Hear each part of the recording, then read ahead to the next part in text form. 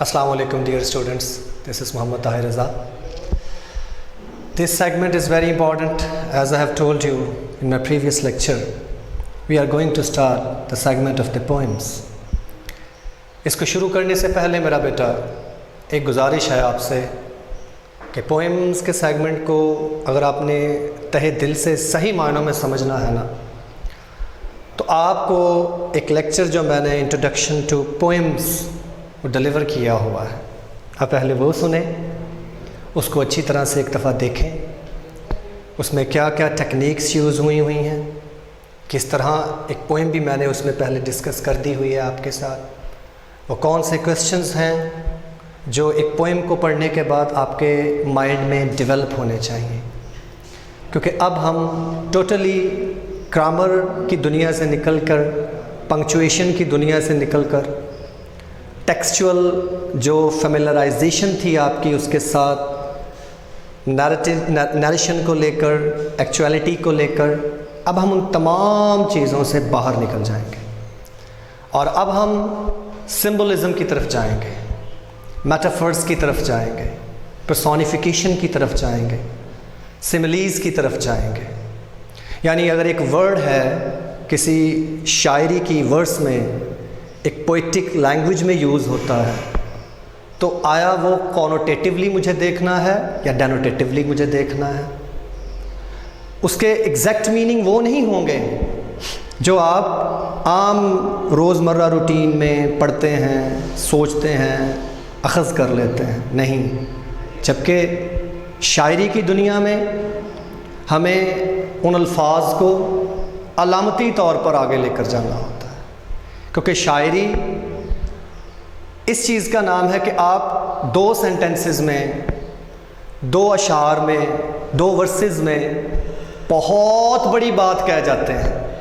आपको उसके लिए किसी टेक्सचुअल चीज़ की ज़रूरत नहीं पड़ती है, प्रोज की ज़रूरत नहीं पड़ती है, नसर की ज़रूरत नहीं पड़ती है, जिसमें किसी स्टोरी के लिए कैरेक्टर का होना, कॉन्फ्लिक्ट का होना, फिर उसके आगे जाके उसका मॉरल लेसन जो है वो आपने ड्रॉ करना है इम्प्लिसिटली और एक्सप्लिसिटली। ये चीज़ें नहीं हैं शायरी में। जैसे कि मीर साहब का शेर है कि प्यासी जो थी सिपाह खुदा 3 रात की, प्यासी जो थी सिपाह खुदा 3 रात की, साहिल से सर पटकती थी मौजें फरात की। अब इस 2 अशार में आपके सामने वाक़या करबला वो रिवाइज़ हो जाएगा सारे का सारा, कि सिपाह खुदा कौन थी जो फरात के किनारे डेरा जमा के बैठी हुई थी, और उसके साथ वो जो पानी की छल, वो जो वेव्स हैं, वो जो आके टकराती थी किसी चीज़ के साथ, उसको शायर ने अपने अंदाज में क्या बयान कर दिया है कि वो तो लगता है जैसे सर को पटक रही हैं जाके वहाँ पे। उनका दुख है, दर्द है कि हम प्यास नहीं बुझा पा रहे हैं अहले बैत की। तो ये मेरा बेटा एक शायर का काम होता है, वो आपको एक नॉर्मल लाइफ से उठाता है, एक नॉर्मल स्पेस से उठाता है और आपके तख़य्युल को बढ़ाता हुआ उस एक्सट्रीम पे ले जाता है जहाँ पे आपकी वो सोच जो है वो आम लोगों से परे हो जाती है। खंजर चले किसी पे तड़पते हैं हम मीर, सारे जहाँ का दर्द हमारे जिगर में है। मीर साहब जा रहे थे तो रास्ते में किसी ने एक कोचवान को, उसको वो पीटा, किसी चीज़ से मारा, किसी गरीब को जब मार पड़ी तो शायर है ना, उसका दिल दुख गया उसको जाके देख के। बाल की तरफ चलते हैं, ताकि मैं आपको इशार इसलिए सुना रहा हूँ कि आपके माइंड में एक डेवलपमेंट पैदा होनी चाहिए कि कैसे शायरी जो है वो आम टेक्सचुअल्स कॉन्टेक्स्ट से उठा के परे ले जाती है। ठीक है, अब इकबाल के कितने अशार आपने ज़िंदगी में पढ़े हुए हैं, किसी एक शेर को ले लीजिए आप, वो आपको उसकी गहराइयों तक ले जाता है। इकबाल की एक पोएम आपके साथ आएगी जिसके ऊपर उन्होंने मुसलमानों की हालत ज़ार के बारे में बयान किया हुआ है कि सुन ए तहज़ीब हाज़िर के गिरफ़्तार। जब ये पोएम आएगी इंशाअल्लाह हम पढ़ेंगे मुसलमानों की हालत ज़ार पहले क्या थी, अब क्या है। अब शायरी का दौर शुरू होने जा रहा है हमारा। कि सुन ए तहज़ीब हाज़िर के गिरफ़्तार, ग़ुलामी से बदतर है बेयकीनी, ग़ुलामी से बदतर है बेयकीनी। ये जो इंसान के अंदर बेयकीनी आ जाती है वो ग़ुलामी से भी बुरी है, ग़ुलामी से भी बदतर है। तो अब देखें کہ اے تہذیب حاضر کے گرفتار، آج کی دنیا کی، آج کی تہذیب کے چنگل میں پھنسے ہوئے ہے انسان، ذرا سوچ اس بارے میں، اس نے تجھے بے یقینی پیدا کر دی ہے، تیرا ایمان جو ہے وہ ختم ہو گیا. ٹھیک ہے، تو یہ ہے ہماری شاعری کی دنیا. آج ہم پہلی پوئم پڑھنے جا رہے ہیں، لیکن پہلے میں آپ کو ایک اور دفعہ کلیئر کر دوں، آپ کو کرنا یہ ہے کہ وہ جو introduction of to the poems, وہ جو لیکچر ہے وہ آپ ایک دفعہ لازمی سنیں. وہ سنیں گے انشاءاللہ آپ کو ترتیب بھی سمجھ میں آئے گی، کیونکہ اس میں نے پیپر ڈومین کو بھی کلیئر کیا ہے، یہاں تھوڑا سا مزید دوبارہ کیا ہے. اس میں نے اس کے فگرز آف سپیچ کو کلیئر کیا ہوا ہے، کیونکہ اب ہم پارٹس آف سپیچ سے نکل کر فگرز آف سپیچ میں جا رہے ہیں. آئیے سب سے پہلے figure of speech, figures of speech کیا ہے اس کی طرف چلتے ہیں. فگرز آف سپیچ، اب شاعری کے لیے جو لینگویج یوز ہوتی ہے وہ فگرز آف سپیچ میں ہم اس کو لے کر آتے ہیں. Any expressive use of language, any expressive use of language, language کا ایک ایسا expressive use ہوتا ہے as a، جس کو ہم metaphor کہتے ہیں، simile کہتے ہیں، personification کہتے ہیں. metaphor، simile، personification، یہ تین چیزوں کا استعمال آپ کو شاعری کی دنیا میں نظر آئے گا، اس لیے ان کو سمجھنا بہت ضروری ہوتا ہے. شاعر نے جو بات کرنی ہے وہ میٹافورک لیول پہ کرنی ہے، جا کے آپ کے ساتھ شاعر نے آپ کو میٹافورک لیول پر لے کر جانا ہے، تشبیہ دینی ہے کسی ایک چیز کو دوسری چیز سے پکڑ کے. ہم مثالیں دیتے ہیں ایک دوسرے کو عام روزمرہ زندگی میں، لینگویج میں، تو اس لیے میٹافرز کو یوز ہونا ہی ہونا ہے، سملیز کو یوز ہونا ہے، جو آپ نے 9th-10th کے لیول پہ پہلے سیکھی ہیں، لیکن وہاں پہ وہ بہت تھوڑی تھیں، 1-2 پوئمز تھیں، وہ آپ نے سمری وائز تیار کر لی میرا بیٹا، اس کو آپ نے کرائمنگ کر لیا اور 4-5 نمبر کے لیے آپ نے ان کو لکھ دیا. لیکن یہاں پر جا کر یہ ٹوٹلی ڈفرینٹ ہونے والے، ان میں سے شارٹ کویسچنز آنے ہیں، ان میں سے ایک اسٹانزا آنا ہے آپ کو reference to context and explanation کا، اور شارٹ کویسچنز ہونے ہیں اس کے ساتھ آپ کے. In which words are used in other than their literal sense. In which words are used in other than their literal sense. اپنے literal sense سے نکل کے ورڈ کچھ اور معنوں میں یوز ہونا شروع ہو جاتا ہے. میں نے اس کی ایک مثال دی ہے آپ کے سامنے، 2 ورڈز لکھے ہیں میں نے آپ کے سامنے، ایک ہے connotation اور ایک ہے denotation. ذرا پہلے ان کو سمجھیں، connotation اور denotation کیا ہوتے ہیں. connotation ہم کہتے ہیں literal meaning، اصطلاحی معنی جو ہم اصطلاح کے طور پر استعمال کرتے ہیں. denotation ہوتا ہے ڈکشنری میننگ، جو اس کا لغت کا میننگ ہوتا ہے، جو لغوی میننگ ہوتا ہے، یعنی ایگزیکٹ میننگ، وہ آپ کو اس کا صرف یہ بتا دیتا ہے کہ یہ ورڈ کا میننگ یہ ہے، اس کا یوز نہیں بتاتا ہے. یوز آپ نے روزمرہ کی زبان میں لٹرل میننگ میں کرنا ہوتا ہے. ٹھیک ہے، میں نے ایک ایگزامپل لکھی ہے، بڑی آسان سی ایگزامپل ہے. اسنیک ہے جی، آپ اس کو ڈکشنری میں دیکھیں گے تو وہ بتائے گا آپ کو کیا جی ہے، لیگ لیس ریپٹائل، ایک بغیر ٹانگوں کے رینگنے والا کیڑا ریپٹائل ہے. ریپٹائل ہوتا ہے نا یہ جو رینگتا ہے. ٹھیک ہے، اب یہ ڈکشنری کا کام اتنا ہی ہے، اس نے آپ کو صرف اتنا بتا دینا ہے، لیگ لیس ریپٹائل ہے یہ. لیکن لٹرل میننگ میں ہم کیا کہتے ہیں اس کو، ہی از اے اسنیک، وہ ایک سانپ ہے. حالانکہ وہ تو ہیومن اسپیشی ہے، انسان ہے، کسی کا آپ ذکر کر رہے ہیں. ٹھیک ہے، اور جبکہ یہاں پر آپ جو ہے وہ اس کو ایک ریپٹائل کے طور پر لے رہے ہیں. لیکن میں ایک انسان کو کیا کہہ رہا ہوں، ہی از اے اسنیک. اب اسنیک میرے کلچر میں کونوٹیشن ہوتی ہے the use of the words according to your culture, according to your traditions, according to your daily use of that word، جو روز مرہ کی لینگویج میں ہم اس کو استعمال کرتے ہیں. اب سانپ کا مطلب ہمارے کلچر میں، ہمارے رہتڑ میں، ہماری نیٹیوٹی میں کیا ہے، کوئی ایسا انسان جو منافق ہو سکتا ہے، زہریلا ہو سکتا ہے، کوئی ایسا انسان جو کسی طور پر بھی قابل اعتبار نہیں ہے، اس پہ آپ اعتبار نہیں کر سکتے ہیں. ٹھیک ہے، کہ وہ ڈسے گا ہی ڈسے گا. جیسے کہ شاہ صاحب کا شعر ہے کہ سپاں دے پت کدی مت نہیں ہوندے پویں چلیاں دودھ پلائیے. پنجابی کا ریفرنس دے رہا ہوں، لٹریچر ہے، ادب پڑھ رہے ہیں میرا بیٹا. کہ سانپ جو ہے وہ کبھی آپ کا دوست نہیں ہو سکتا، متر نہیں ہو سکتا ہے، چاہے آپ اس کو اپنی چلو میں خود دودھ پلاتے رہیں. कौड़े खूह कदी मिठे नहीं होंगे भावें सै मना गुड़ पाइए। वो जो कुआं जो खारे पानी वाला है उसमें अगर आप मीठा जितना मर्ज़ी डालें कोई फ़ायदा नहीं है, उसने कड़वा ही रहना है। शेक्सपियर ने इसके बारे में क्या कहा, nature blood never changes, blood never changes, यानी जो नेचर है, जो खून है, वो कभी तब्दील नहीं हो सकता। सांप का काम है डसना, चाहे उसको दोस्त बना के रखें। शेर का काम है शिकार करना, शेर ने शिकार ही करना है।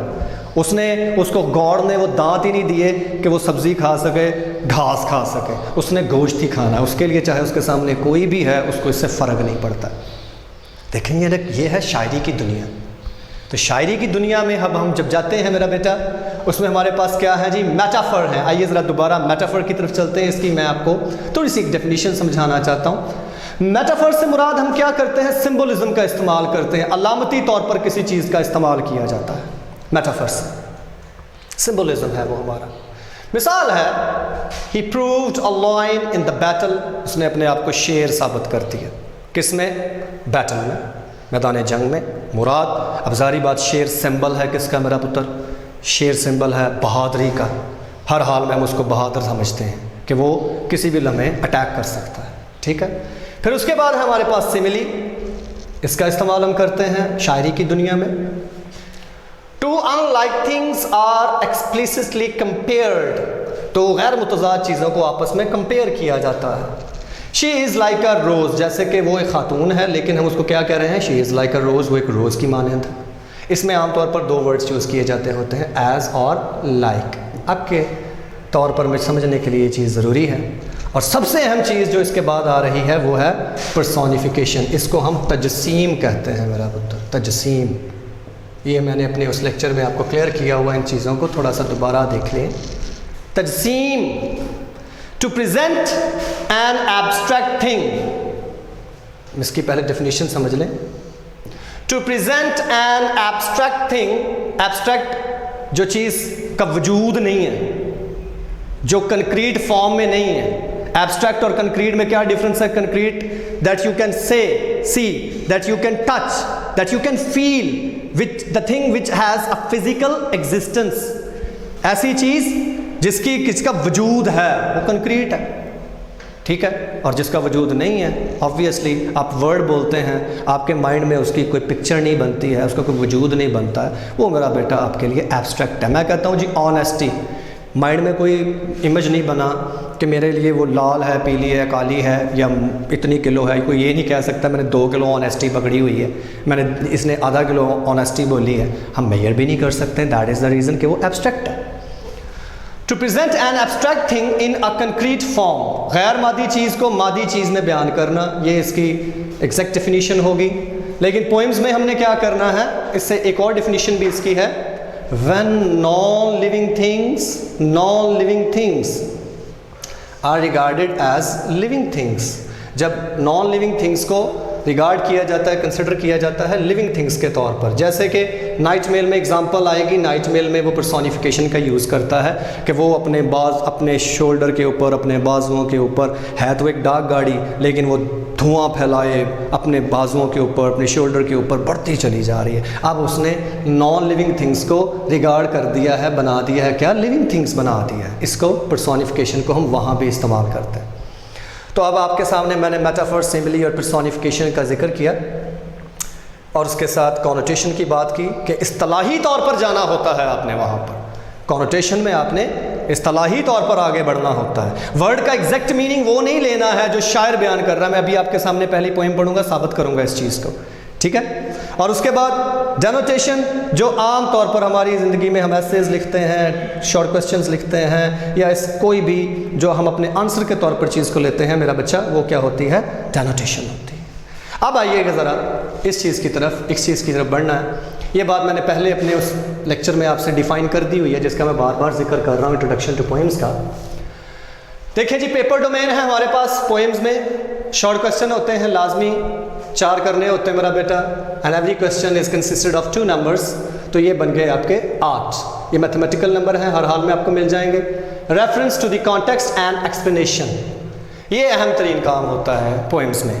किसी भी पोएम को जब डील कर रहे हैं उसका आपने रेफरेंस यानी हवाला मतन, हवाला कहाँ से वो लिया गया है, ये भी मैंने अपने उस लेक्चर में आपको क्लियर किया हुआ है। कॉन्टेक्स्ट, उसका इक्तबास क्या है जी, किस चीज़ के बारे में वो लिखी गई है जी, और एक्सप्लेनेशन जिसको हम तशरीह कहते हैं मेरा बेटा, तशरीह। अब जो भी शेर दिया गया है, स्टांजा दिया गया है, हर स्टांजा में मेरा बेटा डिफरेंट आइडिया होगा और उसके मुताबिक आपने आगे चलना होता है, उसकी एक्सप्लेनेशन करनी होती है। मेन क्वेश्चन हर पोएम में एक होता है, अगर ये वाला सवाल आप कर लेंगे तो आपको बड़ा फ़ायदा होगा मेरा बेटा, क्योंकि ये सवाल आपके जो हैं वो हर जगह पे इस्तेमाल हो जाएंगे। कॉन्टेक्स्ट में ये वाला सवाल आप लिख सकते हैं जिसमें होता है theme of the poem, summary of the poem, context of the poem. ये सवाल एक ही है, उसके मुख्तलिफ नेम हैं बस। हाँ, ये थोड़ा सा डिफरेंट होता है, critical appreciation of the poem. उस पोएम को आपने तनकीदी तौर पर देखना होता है कि तनकीद क्या है, कि शायर किस चीज़ के बारे में तनकीद कर रहा है। इस पोएम में द रेन में जो हम डील करने जा रहे हैं, इसमें क्रिटिकल एप्रिसिएशन भी है। तो आइए मेरा बेटा, इतनी बात कर लेने के बाद अब हम अपनी पहली पोएम पढ़ने जा रहे हैं। सुनते हैं जी क्या कहता है शायर। ये विलियम हेनरी डेविस की, W.H. डेविस उसकी पोएम है मेरा बेटा, Davis, William Henry Davis, the rain. कहता है शायर क्या जी, आई हियर, मैं सुनता हूँ, लीव्स ड्रिंकिंग रेन, इन पत्तों को, बारिश को पीते हुए, यानी जो पत्ते हैं वो बारिश को पी रहे हैं, मैं ये सुनता हूँ। अब शायर आपके सामने रेन की मंजरकशी कर रहा है। मेटाफोरिक लेवल पे वो आपको पहले ले गया है, किधर, रेन की जानिब ले गया है। I hear rich leaves on top, top के ऊपर जो रिच लीव्स हैं। अब रिच का वैसे डिक्शनरी में बेटा मीनिंग देखेंगे जाके तो अमीर को कहते हैं, मैंने लिखा भी ऐसा। लेकिन अब अगर मैं कॉनोटेशन में चला जाऊं बेटे, तो वहां से मुराद क्या है, ये घने, गहरे, रिच हर वो चीज़ को शायर कह सकते हैं, आप कह सकते हैं जो चीज़ भरपूर अंदाज में बयान की गई होती है, भरपूर अंदाज में। मैंने एग्जाम्पल लिखी है, आई सा अ रिच गार्डन। रिच से मुराद मैंने अब ये नहीं कहना इसको ट्रांसलेशन में कि मैंने जी एक अमीर गार्डन देखा। यही तो मैं आपको पहले अपने लेक्चर से कहता चला आया हूँ कि लैंग्वेज को अगर ता है, ती है, ते है से समझते रहे तो फिर मेरा बेटा कभी भी टेक्सचुअल जो है एबिलिटी समझने की वो कभी भी डेवलप नहीं होनी है हमेशा। फिर तो आप डेनोटेशन में फंसे रहेंगे, लाइफ में कभी कॉनोटेशन की तरफ नहीं जाएंगे, ब्रेन स्टॉर्मिंग नहीं कर पाएंगे। शायर के लेवल पर जाने के लिए, ऑथर के लेवल पर जाने के लिए, या जो सामने चीज़ टेक्स्ट पड़ी हुई है उसको समझने के लिए आपको उस ग्रामेटिकल सेंस से बाहर निकलना पड़ता है और उसकी जो पैराया है लिखने का उसको आपने कॉनोटेटिवली समझना है, तो फिर समझ में आती है लैंग्वेज में मेरा बेटा। पहले भी एग्जांपल दे चुका हूँ, 9/11 आप लिखते हैं मेरा बेटा तो आपके सामने वर्ल्ड ट्रेड सेंटर और जनाब उसके ऊपर हैविक जो पूरी दुनिया में फैलाई अमेरिका ने, और उसके बाद वॉर ऑन टेरर हुई। 2 लफ्ज़ लिखे हैं, मैंने कुछ बोला नहीं है, कुछ बयान नहीं हो रहा, 2 लफ्ज़ लिखे हैं, पूरा कॉन्सेप्ट होकर घूम कर गुजर गया माइंड में से। ये है लैंग्वेज की खूबसूरती मेरा बेटा, और ख़ास तौर पर शायरी जो है वो तो फिर हुआ ही कुछ और। आई हियर रिच लीव्स, मैं उन घने, उन गहरे पत्तों को सुनता हूँ, ऑन टॉप, जो कि टॉप पे हैं, ऊंचाई पे हैं, ऊंचाई पे हैं। अब आप कह सकते हैं कि जो अगली लाइन है मेरा बेटा वो क्रिटिसाइज करने जा रहा है पॉइंट है, तो वो एक आम सी मंजरकशी कि शायर किसी जगह बारिश होती देख रहा है और बारिश जो हो रही है वो पहले ऊपर वाले पत्तों पे है, ज़ाहिरी बात है, पहले जो ऊपर हैं ऊपर उन्होंने भी लेनी है बारिश, उन्हें को ऊपर पानी नसीब होना है, और जो नीचे हैं उनके बाद नीचे ड्रिप करके नीचे ही आएगा ना, ठीक है। गिविंग द पुअर बीनीथ, गरीबों को नीचे दे रहे हैं, पुअर से मुराद गरीब है, गिविंग टपका रहे हैं, giving the poor beneath, drop after drop, कतरा बा कतरा। अब यहाँ पर देख सकते हैं आप सोसाइटी की हालत देख सकते हैं, एलीट क्लास ऊपर खड़ी हुई है, रूलिंग क्लास ऊपर खड़ी हुई है, पहले रिसोर्सेज वो एंजॉय करते हैं मुआशरे के, जो कुछ भी है उनके बच्चों को मिलता है, उनके बच्चे ही वजीर अमीर कबीर बनते हैं मेरा पुत्र। अगर प्राइम मिनिस्टर पहले कोई है तो हो सकता है जी उसी का बेटा बेटी प्राइम मिनिस्टर बने। आप या मिडिल क्लास या जो निचली क्लास, लोअर मिडिल क्लास बैठी है, वो तो सिर्फ रोटी पूरी करने के चक्कर में रहती है बेचारी। ये तनकीद आ गई है, क्रिटिसाइज कर रहा है पोइट यहाँ पे। गिविंग द पुअर बीनीथ غریبوں کو نیچے، یعنی ہے تو ایک عام سی منظر کشی شاعری کے ساتھ اس کی لیوز کی، رین کی، ڈراپ آفٹر ڈراپ، قطرہ بقطرہ دے رہے ہیں. This is a sweet noise to hear. اب مجھے ایک بات بتائیں، کبھی شور بھی اچھا ہوا ہے سننے کے لیے؟ یہ شاعر کیا کر رہا ہے؟ آکسیمورن یوز کر رہا ہے. آکسیمورن یوز ہوتا ہے سیلف کانٹراڈکٹری ایفیکٹ، یعنی ایسی چیز کو پیش کر دینا جس کا آپس میں تال میل بھی بنتا ہی نہیں ہے. کرول کائنڈنس، جیسا کہ ہے کرول کائنڈنس، کائنڈنس بھی ہے، کرول بھی ہے. یہ کیا بات ہوئی؟ یہ آکسیمورن ہوتا ہے میرا بیٹا. This is a sweet noise to hear, سننے کے لیے یہ شور بڑا میٹھا ہے. وہ ٹپ ٹپ کا جو شور ہے کہتا ہے بڑا میٹھا ہے. یہاں تک تو شاعر نے بات کو سمو دیا ہے پکڑ کے. These green leaves drinking near، یہ ہرے بھرے پتے قریب ہی جو پانی پی رہے ہیں. And when the sun comes out، اور جب سورج باہر نکل آئے گا. شاعر اس میں ہوپفل ہے، پیسمسٹک نہیں ہے.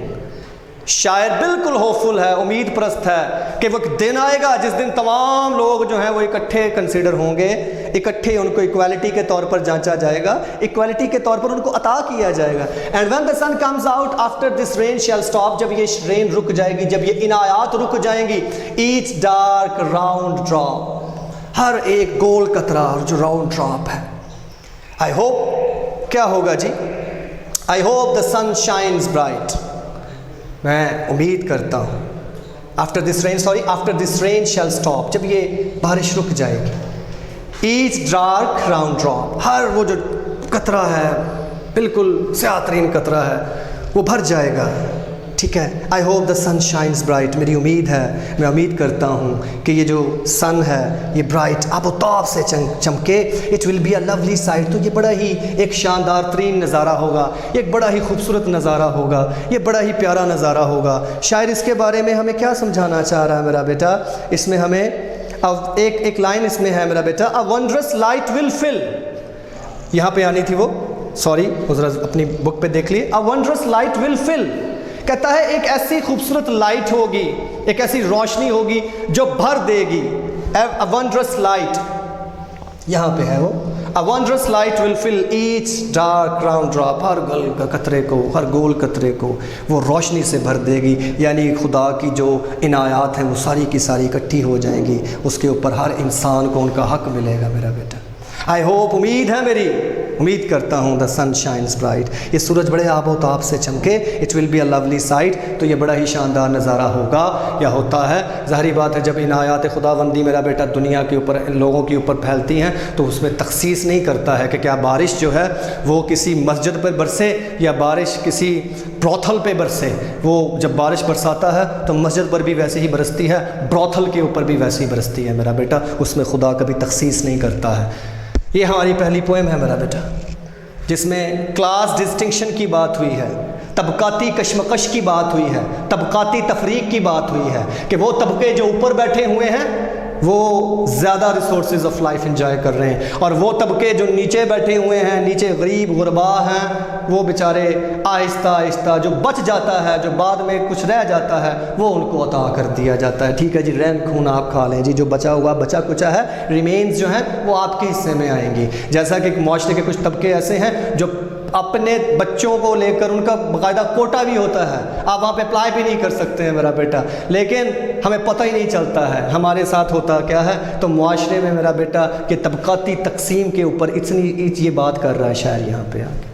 اس کے بعد میرا بیٹا ہم نے اس کو ڈیل کیا ہے، ٹیکسچوئل کوسچنز ہیں لازمی کرنے. آپ نے prepare write a critical appreciation of the poem, اس پوئم کو آپ نے تنقیدی طور پر دیکھنا ہے، تنقید کرنی ہے اس کے اوپر. دوسرا اہم ترین سوال ہے اس کا میرا بیٹا، how can a rainy day be enjoyed, کیسے ایک رینی ڈے کو انجوائے کیا جا سکتا ہے.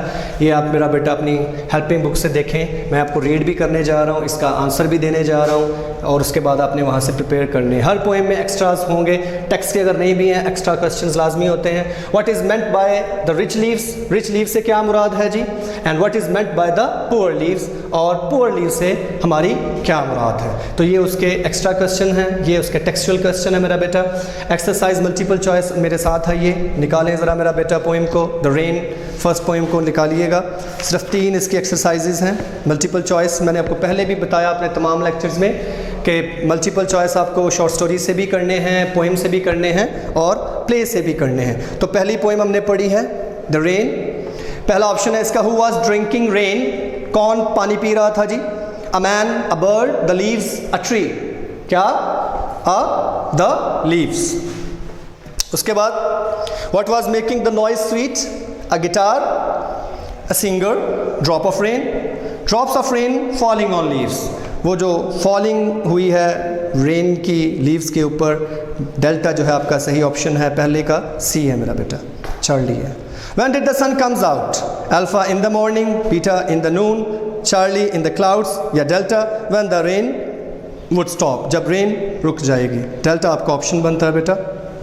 Fourth option is there, the round drops are brightened by sunshine, color, moonlight یا starlight. تو یہ آپ کا صحیح آپشن بنتا ہے کیا بیٹا؟ یہ آپ کا صحیح آپشن بنتا ہے sunshine. اوکے, تو critical appreciation کا شارٹ کوشچن ہے جی. The poem shows the lovely effect of rain. The poet highlights the delightful aspect of rain on plants and humans. Rain produces sweet music. The sun shines brightly after the rain. Second question ہے, how can a rainy day be enjoyed?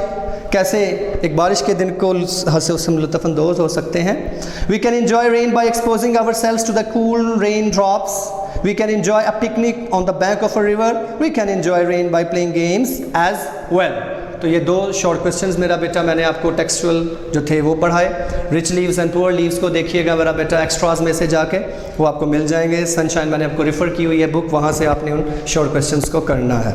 اس طرح کر کے میں آپ کے ساتھ انشاءاللہ ایک پوئم, اب میں بار بار یہ نہیں آپ کے سامنے ڈیفائن کروں گا, یہ آپ نے مائنڈ میں رکھنے ہیں. میں نے یہ ٹیکنیکس آپ کو یوزنگ پوئم میں صرف شو کرنی ہے. تو یہ ہے ہمارے پاس رین. اب ہم نے کرنا کیا ہے, ریفرنس آپ وہ میرا لیکچر دیکھیں گے, اس میں آپ کو دوبارہ کلیئر کر رہا ہوں, اس میں سمجھ آئے گی ریفرنس کیسے لکھنا ہے. These lines have been taken from the poem, poem کا نیم لکھنا ہے.